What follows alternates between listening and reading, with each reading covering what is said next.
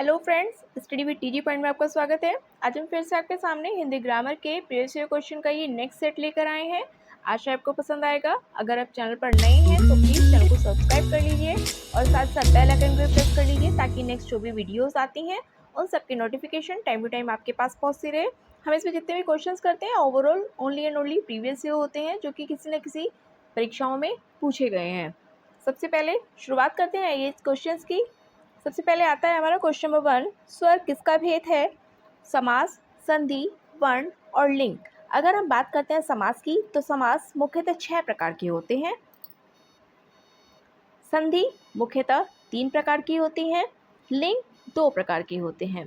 लेकिन संधि यहाँ पर हमसे पूछा है कि स्वर स्वर किसका भेद है?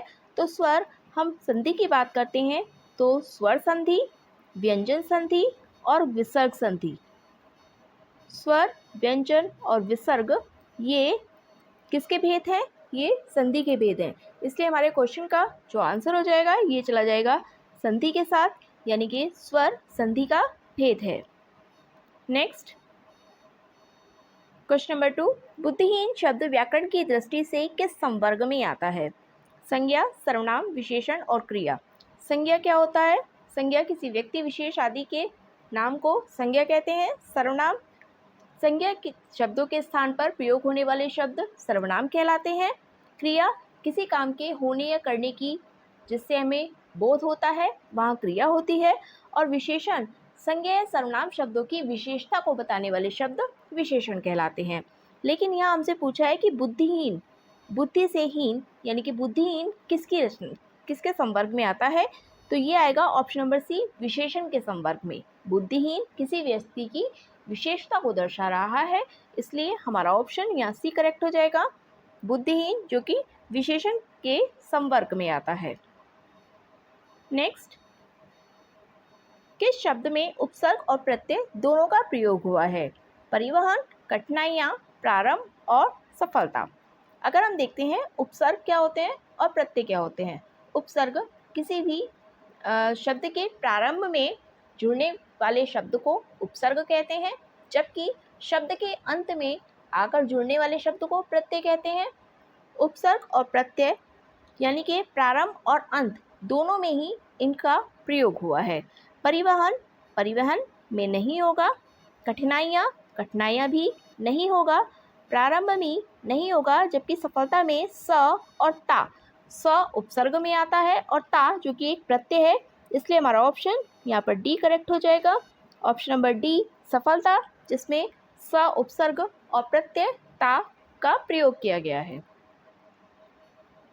नेक्स्ट क्वेश्चन नंबर 4, पाप का विलोम शब्द क्या है?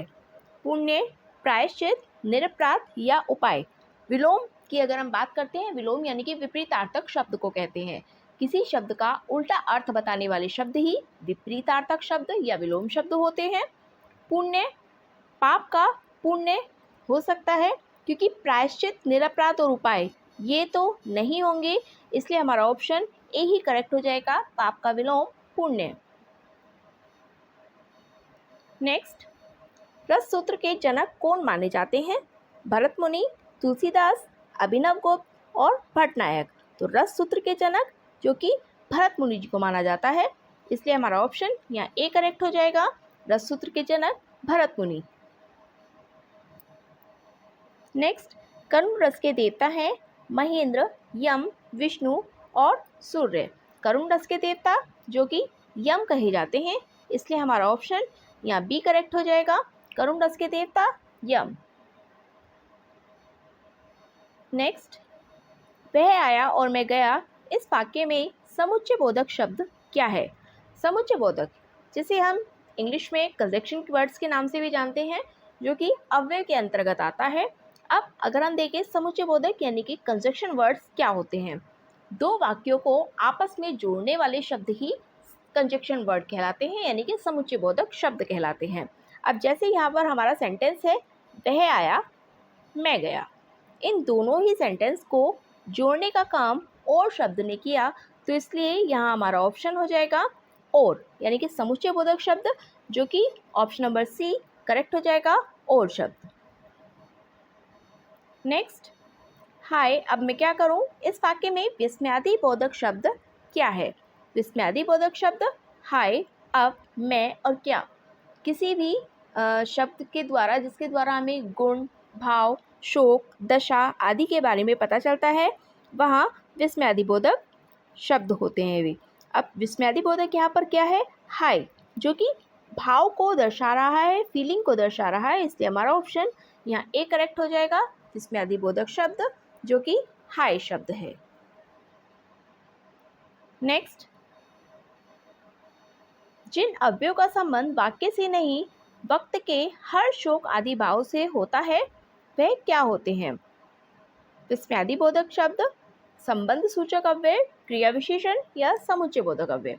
जिन अव्ययों का संबंध वाक्य से नहीं बल्कि शोक आदि से होता है, शोक, गुण, दशा, भाव आदि से होता है, वहाँ अभी हम बात करके गए हैं विस्मयादि बोधक अव्यय होता है, इसलिए हमारा ऑप्शन यहाँ ए करेक्ट हो जाएगा।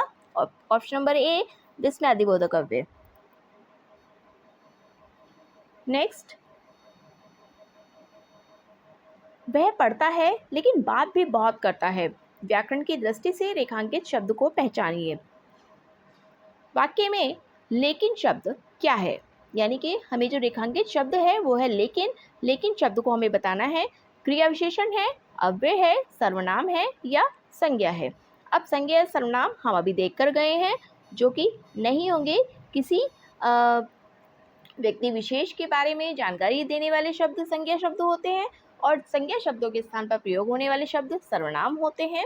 क्रिया विशेषण यानी कि क्रिया शब्दों की विशेषता को बताने वाले शब्द क्रिया विशेषण होते हैं। जैसे मोहन धीरे धीरे चलता है, अब मोहन के चलने की जो विशेषता है धीरे धीरे, यही हमारा क्रिया विशेषण होगा। इसलिए हमारा ऑप्शन यहाँ लेकिन, जो कि अव्यय के अंतर्गत आएगा, और ये किसके अंतर्गत आएगा? ये दोनों को जोड़ने का काम कर रहा है एक कंजक्शन के रूप में, जो कि समुच्चय बोधक अव्यय होगा। इसलिए हमारा ऑप्शन यहाँ बी करेक्ट हो जाएगा, अव्यय। नेक्स्ट, आप भला तो जग भला वाक्य में सर्वनाम के किस भेद का बोध होता है? अनिश्चयवाचक सर्वनाम, प्रश्नवाचक सर्वनाम, संबंधवाचक सर्वनाम या निजवाचक सर्वनाम। आप भला तो जग भला, अगर सर्वनाम की हम बात करते हैं तो सर्वनाम मुख्यतः 6 प्रकार के होते हैं, जिनमें अनिश्चयवाचक सर्वनाम, प्रश्नवाचक सर्वनाम, निजवाचक सर्वनाम, संबंधवाचक सर्वनाम, पुरुषवाचक सर्वनाम, इस तरह से आते हैं। अब यहाँ पर जो बात की गई है अनिश्चयवाचक सर्वनाम क्या कहते हैं? जहाँ पर हमें किसी चीज़ की निश्चितता के बारे में नहीं पता हो, जैसे हमें कुछ चीज़ चाहिए, वह किधर गया है, तो इस तरह के शब्द, कुछ, थोड़ा, मतलब जिससे हमें श्योर नहीं है कि वो चीज़ हमें कितनी चाहिए कितनी नहीं, वहाँ पर अनिश्चयवाचक सर्वनाम होता है। जैसे कुछ। अब बारी आती है प्रश्नवाचक। हमें पता है सबसे पहले क्वेश्चन मार्क हमें देखने के लिए मिलता है, दूसरा प्रश्न पूछा गया है जिस वाक्य में, वो प्रश्नवाचक सर्वनाम के अंतर्गत आएगा। संबंधवाचक, जहाँ पर किसी के प्रति रिलेशन के बारे में बात है, जैसे मोहन का भाई, सोहन का, इस तरह से का, की, के, ये शब्द जो होते हैं संबंधवाचक शब्द होते हैं। अगर हमें यह देखने के लिए मिलते हैं तो वहाँ संबंधवाचक सर्वनाम होता है। और अगर हम बात करते हैं निजवाचक सर्वनाम की, तो जहाँ पर स्वयं के बारे में बात की गई है, अपने बारे में बात की गई है, या फिर खुद के लिए स्वार्थी होकर कोई बात करता है, तो वहाँ निजवाचक सर्वनाम होता है। इसलिए यहाँ पर आप भला तो जग भला स्वयं के बारे में बात की गई है, तो यहाँ पर ऑप्शन नंबर डी हमारा करेक्ट हो जाएगा, निजवाचक सर्वनाम। यानी कि इस वाक्य में सर्वनाम की निजवाचक सर्वनाम के बारे में बात की गई है। नेक्स्ट, क्वेश्चन नंबर 12, मैं आज तक परीक्षा में सफल ही हुई हूँ। रेखांकित शब्द को पहचानिए। निपात, विशेषण, सर्वनाम या संज्ञा। जहाँ पर जोर देकर किसी बात को कहा जाता है या किसी शब्द को जोर देने के लिए इस्तेमाल किया जाता है, वे शब्द निपात के रूप में प्रयोग किए जाते हैं।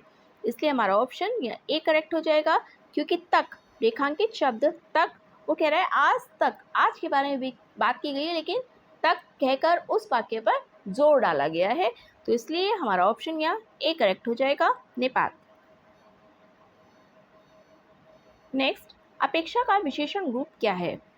सापेक्ष, निरपेक्ष, उपेक्षा या अपेक्षित। तो अपेक्षा का जो विशेषण रूप होगा ये होगा अपेक्षित। अपेक्षा अपेक्षित, option number D is the correct answer. Next, वाक्य विग्रह का क्या अर्थ होता है? शब्द को जोड़ना, वाक्य रचना करना, वाक्य खंडों को अलग अलग करके उनका संबंध बताना या संधि और समास बताना। तो वाक्य विग्रह, विग्रह का मतलब ही होता है किसी चीज़ को अलग करना, किसी चीज़ को तोड़ना, किसी चीज़ का खंडन करना। तो शब्द को जोड़ना या उसकी रचना करना तो नहीं होगा, जबकि संधि और समास बताना भी नहीं होगा, ऑप्शन नंबर सी, जो कि वाक्य खंडों को अलग अलग करके उनका संबंध बताना, यानी कि किसी चीज़ का विच्छेद करके उसको अर्थ के रूप में बताना या उनका रिलेशन बताना, यही वाक्य विग्रह होता है। इसलिए हमारा ऑप्शन या सी करेक्ट हो जाएगा, वाक्य खंडों को अलग अलग करके उनका संबंध बताना। नेक्स्ट, पंकज में कौन सा समास है? द्वंद्व समास, द्विगु समास, कर्मधारय समास या बहुव्रीहि समास। अगर हम द्वंद्व के बारे में बात करते हैं, हम मोस्टली जो भी कॉन्सेप्ट करते हैं वो ऐसे हिंटवाइज करते हैं कि आपको कभी भी एग्जाम्पल देख के कोई डाउट नहीं रहेगा कि हाँ हमें किस में रखना है। हिंट वाइज मोस्टली वो हिंट सभी पर अप्लाई होते हैं। हाँ, 99% अप्लाई होते हैं, 1% कोई चांसेस होते हैं, तो उसके क्वेश्चंस भी हम आपको इसमें ज़रूर इंक्लूड करेंगे। द्वंद्व समास की अगर हम बात करते हैं, हमें मुख्यतः योजक चिन्ह देखने के लिए मिलता है और दोनों ही शब्द जैसे रातों रात या दिनों दिन, इस तरह के शब्द भी योजक द्वंद्व में आते हैं। और एक विपरीत शब्द दिन रात, जहाँ पर इधर और इधर दोनों ही विपरीत शब्द हमें देखने के लिए मिलते हैं, वो भी द्वंद्व के अंतर्गत आते हैं। द्विगु समास में प्रथमवत संख्यावाची होता है, जैसे एक पेन, दो किताबें, इस तरह से। कर्मधारय समास और बहुव्रीहि समास की अगर हम बात करते हैं, कर्मधारय जहाँ पर विशेषण और विशेष्य की प्रधानता हो, और बहुव्रीहि जहाँ पर हमें शब्द के द्वारा किसी अन्य अर्थ की प्राप्ति हो रही हो। यानी कि जिस शब्द को हम, जैसे पंकज, पंकज क्या है? अर्थात कमल, जहाँ पर अर्थात के रूप में हमें अर्थ प्राप्त होता है, वहाँ बहुव्रीहि समास होता है। इसलिए हमारा ऑप्शन या डी करेक्ट हो जाएगा। पंकज अर्थात कमल के बारे में बात की गई है, तो यहाँ हमारा option D is the correct answer. Next, मुझे खड़ा भी नहीं हुआ जाता है, इस वाक्य में वाच्य का क्या होगा? मतलब कौन सा वाच्य होगा? कृतवाच्य, भाववाच्य, कर्मवाच्य या कोई अन्य? मुझसे खड़ा नहीं हुआ था, ये मुझसे होगा। मुझसे खड़ा भी हुआ नहीं जाता है, जहाँ पर कर्ता के बारे में बात की गई हो, कर्ता की प्रधानता हो, वहाँ कृतवाच्य। जहाँ भाव की प्रधानता हो, यानी कि फीलिंग्स की प्रधानता हो, वहाँ भाववाच्य। जहाँ कर्म की प्रधानता हो, वहाँ कर्मवाच्य। अब यहाँ मुझसे खड़ा भी नहीं हुआ जाता है, यहाँ पर फीलिंग्स के बारे में बात की गई है, यानी कि खुद से पॉसिबिलिटी या खुद की कंडीशन के बारे में बात की गई है, तो यहाँ पर भाववाच्य हो जाएगा हमारा option. Option number B is the correct answer, भाववाच्य। निम्नलिखित में से कौन सा शब्द तद्भव है? तद्भव और तत्सम शब्द क्या होते हैं? खेत, प्रभु, नाथ और त्रिकुटी। ऐसे शब्द जो कि संस्कृत भाषा से एज इट इज लिए गए हैं, वे शब्द तत्सम शब्द होते हैं। और जबकि तद्भव शब्द क्या होते हैं? जिन्हें हम संस्कृत शब्दों को अपनी बोलचाल की भाषा में प्रयोग करते हैं, वे शब्द तद्भव शब्द होते हैं। मतलब बोलचाल भाषा में हम उसका प्रयोग करना जब शुरू कर दें, जैसे अग्नि, अग्नि को तत्सम रूप, अग्नि तत्सम रूप है, लेकिन अग्नि का हम बोलचाल की भाषा में जिसको प्रयोग करते हैं वो आग करते हैं, तो आग उसका तद्भव रूप हो जाता है। अब यहाँ देखते हैं हम, त्रिकुटी, नाथ और प्रभु, ये तीनों ही ईश्वर यानी कि भगवान के नाम है। जबकि खेत, खेत को अगर हम इसका तत्सम रूप देखें तो खेत को क्षेत्र कहा जाता है, यानी कि खेत का जो तत्सम रूप है ये हो जाएगा क्षेत्र, और तद्भव रूप हो जाएगा खेत। इसलिए हमारा ऑप्शन या ए करेक्ट हो जाएगा। ऑप्शन नंबर ए, खेत is the correct answer. Next, Prem Sagar किसकी रचना है? मुंशी सदा सुखलाल, सदाल मिश्र, लल्लूलाल या राम प्रसाद निरंजनी। तो प्रेम सागर जो कि लल्लूलाल की रचना है, इसलिए हमारा ऑप्शन यहाँ सी करेक्ट हो जाएगा, लल्लूलाल। नेक्स्ट, महाभारत की कथा पर आधारित नाटक है। महाभारत की कथा पर आधारित नाटक अंधा युग, अंधी गली, कोणार्क या आधे अधूरे। तो यहाँ ऑप्शन नंबर अंधायुग, जो कि option number A is the correct answer. अंधी गली, कोणार्क और आधे अधूरे ये किनकी रचनाएं हैं, ये आपको हमें कमेंट बॉक्स में ज़रूर बताना है। नेक्स्ट, तुलसीदास के रचनाकार कौन है? तुलसीदास के रचनाकार केशव दास, सूर्यकांत त्रिपाठी निराला, डॉक्टर रामविलास शर्मा या महादेवी वर्मा। तो तुलसीदास एक ही जो की कृति है और ये किसकी रचना है? ये है सूर्यकांत त्रिपाठी निराला जी की। ऑप्शन नंबर बी यहाँ पर करेक्ट हो जाएगा। सूर्यकांत त्रिपाठी निराला, इनकी रचना तुलसीदास, ये एक कृति का नाम है, ये एक कृति है। नेक्स्ट, हिंदी साहित्य का वर्गीकरण सर्वप्रथम किसने किया था? हिंदी साहित्य का वर्गीकरण जो कि किसने किया था? Doctor Ramkumar Verma, Pratap Narayan Mishra, George Grierson या रामचंद्र शुक्ल। तो हिंदी साहित्य का जो वर्गीकरण किया था सर्वप्रथम जॉर्ज ग्रियर्सन ने किया था, इसलिए हमारा ऑप्शन यहाँ करेक्ट हो जाएगा, option number C George Grierson. और इसके बाद आचार्य रामचंद्र शुक्ल आदि ने हिंदी साहित्य का वर्गीकरण किया था, लेकिन सर्वप्रथम जो नाम आता है वो जॉर्ज ग्रियर्सन का आता है। नेक्स्ट, निम्नलिखित में से कौन सा वाक्य शुद्ध है? उसने मुझे पास आने के लिए कहा, उसने मुझे पास आने को कहा, उसने मेरे पास आने को कहा, उसने मेरे को पास आने के लिए कहा। तो ऑप्शन नंबर डी की अगर हम बात करते हैं, उसने मेरे को पास, मेरे को, तेरे को, ये तो वर्ड व्याकरण की दृष्टि से अशुद्ध होते हैं कि नॉर्मल बोलचाल की भाषा में तो बेशक हम इनका प्रयोग कर लेते हैं, बट नॉर्मल व्याकरण की दृष्टि से ये वाक्य अशुद्ध होता है, तो इसलिए ये ऑप्शन हमारा करेक्ट नहीं होगा। उसने मैंने पास आने को कहा, मैंने भी नहीं होगा, इसलिए ये भी हमारा ऑप्शन नहीं होगा। उसने मुझे पास आने को कहा, मुझे पास आने के लिए कहा, उसने मुझे पास आने के लिए कहा is the correct answer. Option number ए हमारा यहाँ पर शुद्ध वाक्य हो जाएगा। नेक्स्ट, मैंने यह काम कर लेना चाहिए वाक्य में अशुद्ध अंश है, मैंने यह काम कर लेना चाहिए। अगर हम देखते हैं, मैंने यह काम कर लेना चाहिए में मैंने नहीं होता है, मुझे यह काम कर लेना चाहिए, ये तो हम कह सकते हैं, तो इसलिए यह काम कर लेना चाहिए ये तो हमारे करेक्ट होंगे, जबकि मैंने की जगह क्या होगा, मुझे यह काम कर लेना चाहिए।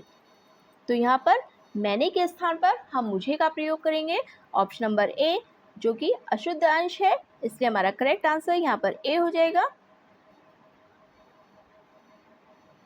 नेक्स्ट, निम्नलिखित प्रश्न में 4 वाक्य में से उस विकल्प का चयन करना है जो दिए हुए मुहावरे का सही अर्थ वाला विकल्प है। हिसाब बैठना, इसका अर्थ क्या हो सकता है? सही लगना, ध्यान देना, पूछताछ करना या सुविधा होना। तो हिसाब बैठना जो कि सही लगना, तो इसलिए option number A is the correct answer, हिसाब बैठना, सही लगना। नेक्स्ट, आँख की किरकिरी होने का क्या अर्थ है? अप्रिय लगना, धोखा देना, कष्टदायक होना या बहुत प्रिय होना। आँख की किरकिरी होना यानी कि कहते हैं कि हमें ये बहुत पीड़ा दे रहा है, बहुत कष्ट दे रहा है, तो इसलिए option number C is the correct answer, कष्टदायक होना। आँख की किरकिरी होना, कष्टदायक होना। कहीं कहीं पर होता है कि अप्रिय लगना लगा देते हैं, बट इसका जो रियल मीनिंग होता है वो कष्टदायक होना होता है, इसलिए हमारा ऑप्शन यहाँ सी करेक्ट हो जाएगा। नेक्स्ट, बिना पढ़ा हुआ अंश वाक्यांश के लिए एक शब्द क्या होगा? अपभ्रंश, अपठित, अपठनीय या मौलिक। तो बिना पढ़ा हुआ अंश वाक्यांश के लिए एक शब्द हो जाएगा अपठित। जिसको पढ़ा नहीं गया है वो अपठित होता है, इसलिए हमारा ऑप्शन या B is the correct answer, अपठित। नेक्स्ट, बाण का पर्यायवाची शब्द नहीं है। इसमें हमें बताना है कि बाण शब्द का पर्यायवाची शब्द कौन सा नहीं है। शिलीमुख, आसोम, सारंग या विशिक। तो यहाँ पर शिलीमुख, आसुक और विशिक ये तीनों ही बाण के पर्यायवाची शब्द है। पर्यायवाची यानी कि ऐसे शब्द जो कि उस शब्द के नाम पर या उसके स्थान पर हम प्रयोग कर सकते हैं। जैसे अग्नि, आग, पावक, अनल, दहन, ये सब आग के पर्यायवाची होते हैं। पर्यायवाची मतलब उस नाम के अनेकों नाम होना। तो इसलिए यहाँ पर बाण का जो पर्यायवाची शब्द है, शिलीमुख, आसुक और विशिक, ये तीनों ही बाण के पर्यायवाची हैं। जबकि सारंग ये बाण का पर्यायवाची नहीं है, इसलिए हमारा ऑप्शन जो कि नेगेटिव वर्ड हमें बताना है, ये हो जाएगा सारंग। नेक्स्ट, शब्द और विलोम की दृष्टि से निम्नलिखित में से कौन सा विकल्प सही नहीं है? शब्द और विलोम यानी कि स्टार्टिंग में हमें कोई शब्द दिया हुआ है और उसके सामने हमें उसका विलोम दिया हुआ है। लोलुप, संतुष्ट, विश्लेषण, विवेचन, यौवन, वार्धक्य, एकांकी और सर्वांगीण। अगर हम देखते हैं एकांकी, सर्वांगीण, एकांकी एक रूप में होना, सर्वांगीण यानी कि संपूर्ण रूप में होना, तो ये इसका विलोम होगा, करेक्ट आंसर। यौवन और वार्धक्य ये भी करेक्ट होगा, जो कि यौवन का विलोम वार्धक्य होता है। लोलुप और संतुष्ट इज द करेक्ट आंसर, जबकि विश्लेषण का विवेचन नहीं होता है, विश्लेषण का होता है संश्लेषण। विश्लेषण जो कि संश्लेषण, इसका विलोम होता है, इसलिए हमारा ऑप्शन यहाँ करेक्ट हो जाएगा बी, क्योंकि हमें नेगेटिव वर्ड बताना है। B is the correct answer, विश्लेषण विवेचन, जो कि सही विलोम शब्द का युग्म नहीं है। नेक्स्ट, निमिष शब्द का पर्याय क्या है? निमिष प्रकाश, छिद्र, पूर्ण और क्षण। तो निमिष का पर्याय जो कि क्षण होता है, निमिष मात्र के लिए कहते हैं, निमिष मात्र के लिए हमें ये काम करना है, निमिष मात्र क्षण मात्र के लिए। तो इसके लिए option number D is the correct answer, क्षण। नेक्स्ट, अत्यधिक का विलोम क्या है? अत्यधिक, अधिकतर, अधीन और अत्यल्प, ये ऑप्शन जो कि विलोम शब्द अभी हम करके भी गए हैं, विलोम की बहुत सारे क्वेश्चंस भी करके गए हैं। अत्यधिक जो कि एक नॉर्मल वर्ड है और ये काफ़ी बार पूछा भी जाता है, इसका विलोम आपको हमें कमेंट बॉक्स में बताना है। ये थे हमारे आज तक के क्वेश्चंस। आपको ये क्वेश्चंस कैसे लगे हैं प्लीज़ कमेंट बॉक्स में ज़रूर बताइएगा, और नंबर ऑफ़ क्वेश्चंस हमें इंक्रीज़ करने हैं तो वो भी हमें ज़रूर बताइएगा। मिलते हैं अब नेक्स्ट वीडियो में। और हाँ, अगर आपने चैनल को सब्सक्राइब नहीं किया है तो प्लीज़ चैनल को ज़रूर से सब्सक्राइब कर लीजिए और साथ साथ बेल आइकन को भी प्रेस कर लीजिए, ताकि नेक्स्ट जो भी वीडियोस आती हैं उन सबकी नोटिफिकेशन टाइम टू टाइम आपके पास पहुँचती रहे।